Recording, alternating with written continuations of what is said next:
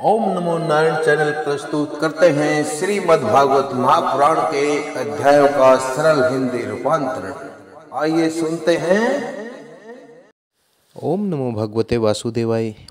अब हम श्रीमद् भागवत महापुराण के सप्तम स्कंद के 13वें अध्याय 13वें अध्याय का पाठ करेंगे। बड़ा ही सुंदर पाठ है, जिसमें यति धर्म का निरूपण अर्थात विरक्त वैरागी सन्यासी धर्म क्या है और अवधूत प्रहलाद संवाद, अवधूत और प्रहलाद की बातचीत का वर्णन वर्णित किया गया है। आइए सुनते हैं बड़े प्रेम के साथ। नारद जी कहते हैं, धर्मराज, यदि वानप्रस्थी में ब्रह्मचार्य का सामर्थ्य हो तो शरीर के अतिरिक्त और सब कुछ छोड़कर वह संन्यास ले ले। वानप्रस्थी का तात्पर्य यहाँ वन को प्रस्थान करने से लिया गया है तथा किसी भी व्यक्ति, वस्तु, स्थान और समय की अपेक्षा न रखकर एक गांव में एक ही रात ठहरने का नियम लेकर पृथ्वी पर विचरण करे, पृथ्वी पर घूमता रहे।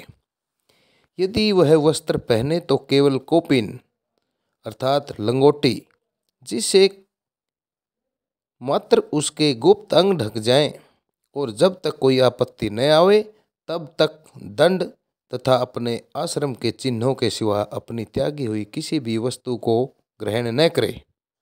कहने का भाव यह है कि युधिष्ठिर, वैरागी पुरुष को चाहिए, वैरागी मनुष्य को चाहिए कि वह अपने गुप्त अंगों को ढकने के लिए केवल एक लंगोटी का ही प्रयोग करे तथा अपने हाथ में एक डंडा या लाठी रखे और किसी भी अन्य सांसारिक वस्तुओं को जो उसके द्वारा त्याग दी गई हैं उनको ग्रहण न करे।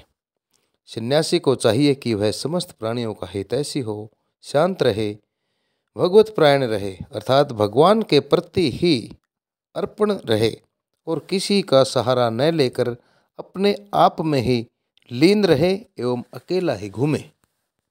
इस संपूर्ण विश्व को कार्य और कारण से अतीत परमात्मा में अध्यस्त जाने, अर्थात ये जो पूरा विश्व है इसको कार्य और कारण से अतीत, कार्य और कारण से भी परे जो परमात्मा है उसमें अपने आप को अध्यस्त करे और कार्य कारण स्वरूप इस जगत में ब्रह्म स्वरूप अपनी आत्मा को ही परिपूर्ण देखे।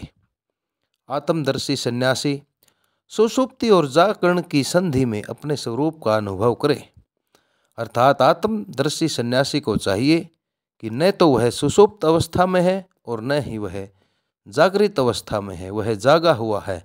इनके बीच की अवस्था में ही अपने स्वरूप का अनुभव करता रहे और बंधन तथा मोक्ष इन दोनों को केवल माया ही जाने, वस्तुतः कुछ नहीं ऐसा समझे। न तो शरीर की अवश्य होने वाली मृत्यु का अभिनंदन करे और न ही अनिश्चित जीवन का। कहने का भाव यह है कि वैरागी पुरुष को चाहिए कि न तो वह मृत्यु का ही इंतजार करे और न ही अपने इस अनिश्चित जीवन का, केवल समस्त प्राणियों की उत्पत्ति किस प्रकार हो रही है और किस प्रकार से इनका विनाश हो रहा है, इस प्रकार समय की प्रतीक्षा भी न करे।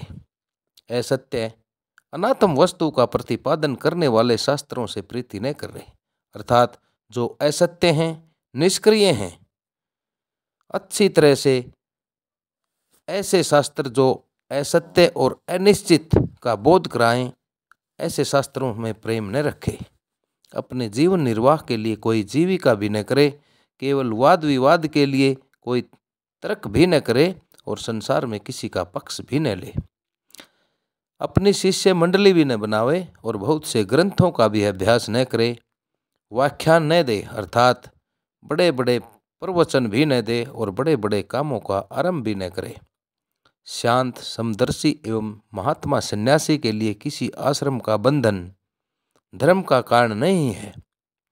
वह अपने आश्रम के चिन्हों को धारण करे चाहे छोड़ दे, उसके पास कोई आश्रम का चिन्ह न हो, परंतु वह आत्म अनुसंधान में मगन हो, अर्थात अपनी आत्मा के अंदर ही अपने आप को महसूस करे इस तरह से लीन हो जाए हो तो अत्यंत विचारशील, परंतु जान पड़े पागल और बालकों की तरह। वह अत्यंत प्रतिभाशाली होने पर भी साधारण मनुष्यों की नजरों में ऐसा जान पड़े मानो कोई गूंगा हो। युधिष्ठिर, इस विषय में महात्मा लोग एक प्राचीन इतिहास का वर्णन करते हैं। हे युधिष्ठिर, इस विषय में महात्मा लोग एक बड़ी ही सुंदर कथा का इतिहास बतलाते हैं।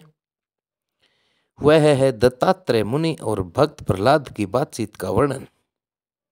एक बार भगवान के परम प्रेमी प्रहलाद जी कुछ मंत्रियों के साथ लोगों के हृदय की बात जानने की इच्छा से लोकों में घूम रहे थे, विचरण कर रहे थे। उन्होंने देखा कि सह्य पर्वत की तलहटी में कावेरी नदी के तट पर, कावेरी नदी के किनारे पर पृथ्वी पर एक मुनि पड़े हुए हैं। उनके शरीर की निर्मल ज्योति उनके अंगों के धूलिधूसरित अर्थात उनके अंग धूल मिट्टी से ढके हुए होने के कारण ढकी हुई थी। उनके क्रम, आकार, वाणी और वर्ण, आश्रम आदि के चिन्हों से लोग यह नहीं समझ सकते थे कि वे कोई सिद्ध पुरुष हैं या कुछ और हैं। भगवान के परम प्रेमी भक्त प्रहलाद जी ने अपने सिर से उनके चरणों का स्पर्श करके प्रणाम किया और विधि पूर्वक उनकी पूजा करके जानने की इच्छा से यह प्रश्न किया, भगवान, आपका शरीर उद्योगी और भोगी पुरुषों के समान हष्टपुष्ट है। अर्थात हे ऋषिगण, आपका शरीर तो बड़ा परिश्रम करने वाला और भोगी पुरुषों के समान बड़ा हष्टपुष्ट है, बल वाला है, बलशाली है। संसार का यह नियम है कि परिश्रम करने वालों को धन मिलता है, अर्थात उद्योग करने वालों को धन मिलता है और धन वालों को ही भोग प्राप्त होते हैं और भोगियों का ही शरीर हष्टपुष्ट होता है।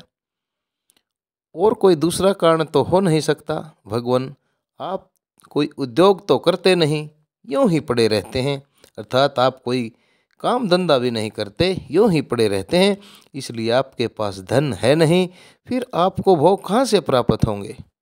हे ब्राह्मण देवता, बिना भोग के ही आपका यह शरीर इतना हष्टपुष्ट कैसे है? यदि हमारे सुनने योग्य है तो अवश्य बतलाइए। आप विद्वान, समर्थ और चतुर हैं, आपकी बातें बड़ी अद्भुत और प्रिय होती हैं। ऐसी अवस्था में आप सारे संसार को क्रम करते हुए देखकर भी समभाव से पड़े हुए हैं, अर्थात समान भाव से यहाँ लेटे हुए हैं, इसका क्या कारण है?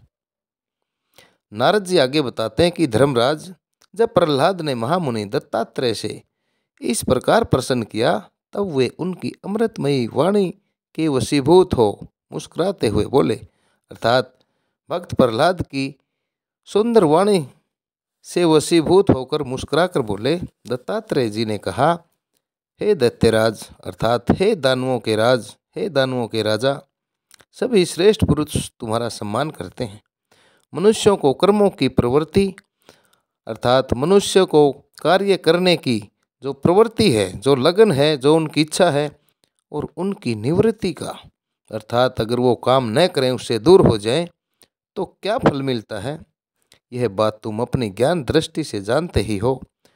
तुम्हारी अन्यन भक्ति के कारण, अर्थात तुम्हारी केवल एक में ही लीन भक्ति के कारण देवाधिदेव भगवान नारायण, देवों के भी देव भगवान नारायण सदा तुम्हारे हृदय में विराजमान रहते हैं, सदा तुम्हारे हृदय में निवास करते रहते हैं। और जैसे सूर्य अंधकार को नष्ट कर देते हैं, वैसे ही वे तुम्हारे अज्ञान को नष्ट करते ही रहते हैं। तो भी प्रहलाद, मैंने जैसा कुछ जाना है उसके अनुसार मैं तुम्हारे प्रश्नों का उत्तर देता हूँ, क्योंकि आत्मशुद्धि के अभिलाषियों को तुम्हारा सम्मान अवश्य करना चाहिए। प्रहलाद जी, तृष्णा एक ऐसी वस्तु है, अर्थात भूख, एक प्यास, एक इच्छा एक ऐसी वस्तु है जो इच्छा अनुसार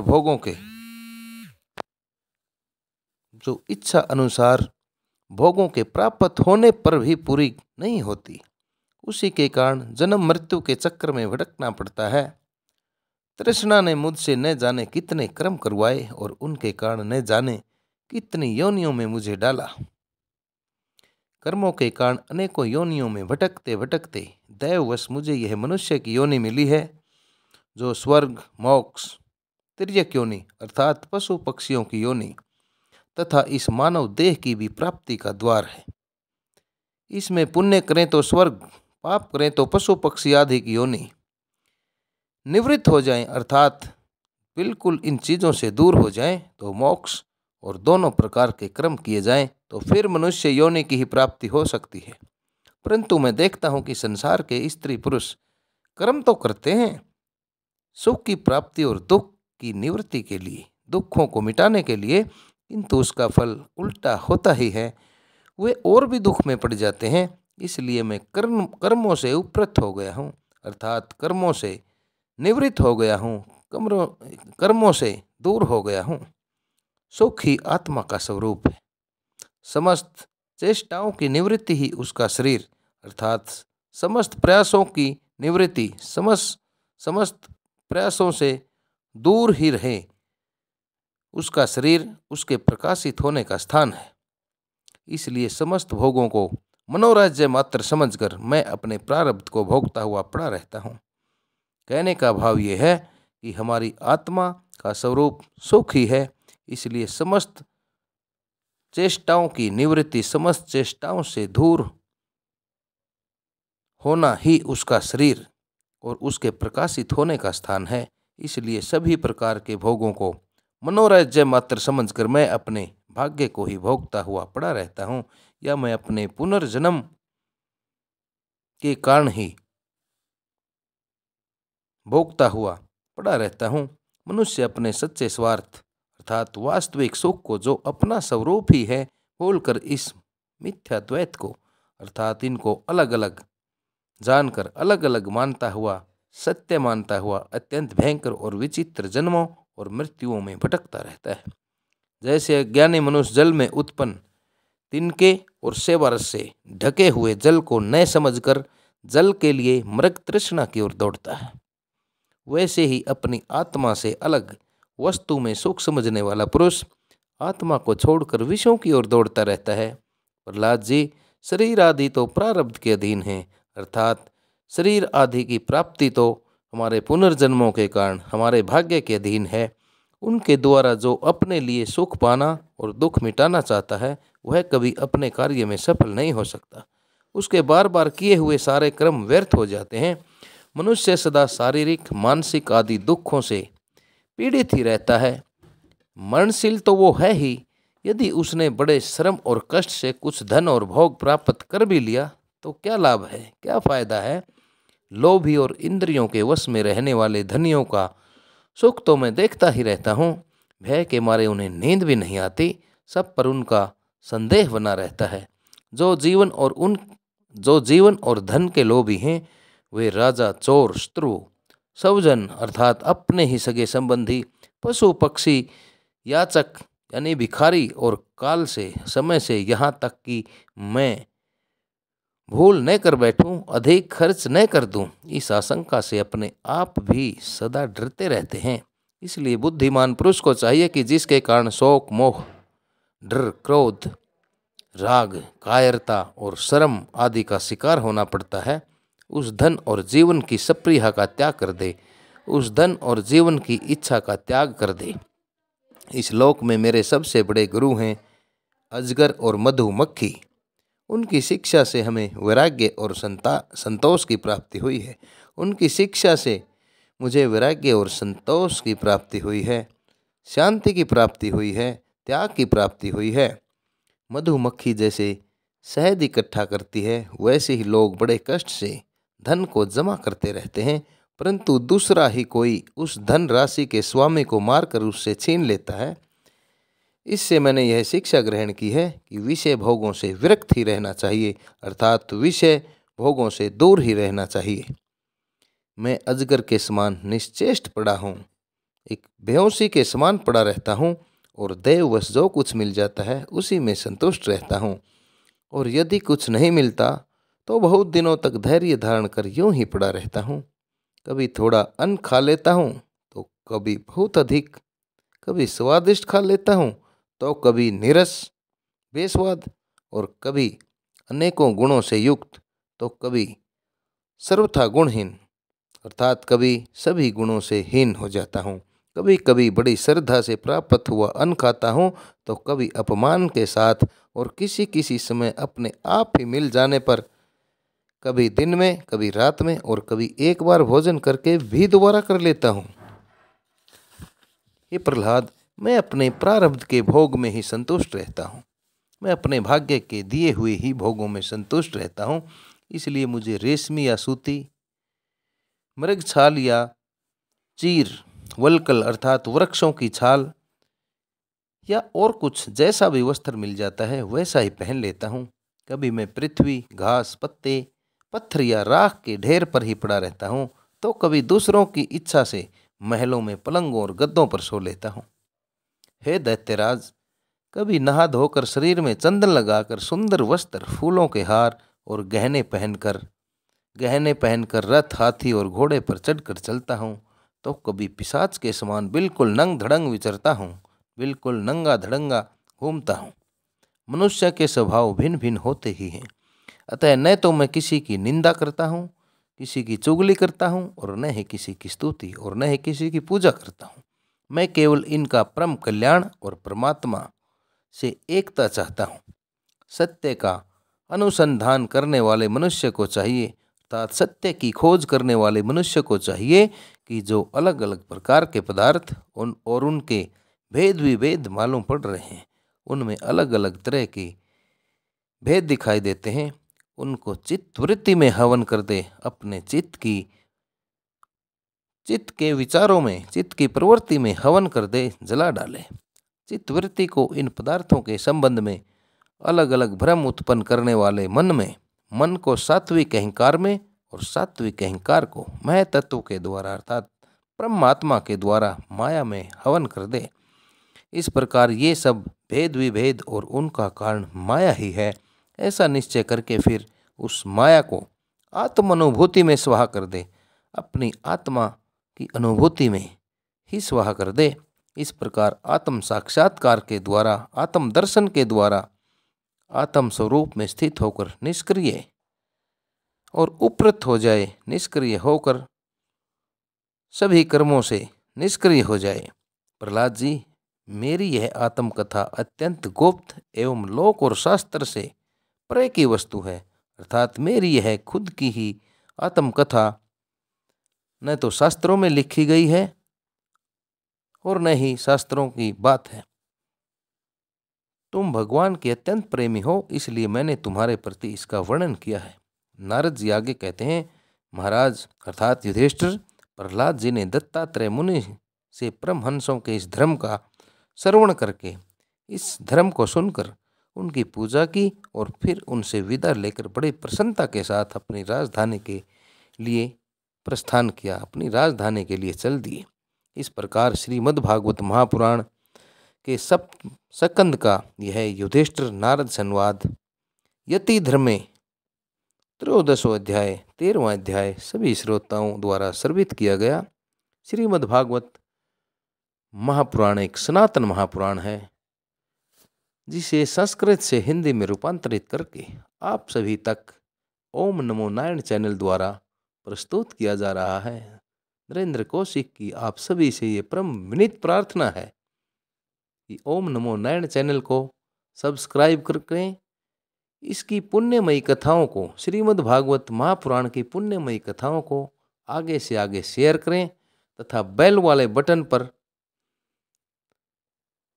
बटन दबाकर आने वाली अगली पुण्यमयी प्यारी प्यारी कथाओं को नोटिफिकेशन प्राप्त करने के लिए जरूर प्रेस करें। इन्हीं शब्दों के साथ आप सभी को ओम नमो भगवते वासुदेवाय, ओम नमो भगवते वासुदेवाय, ओम नमो भगवते वासुदेवाय।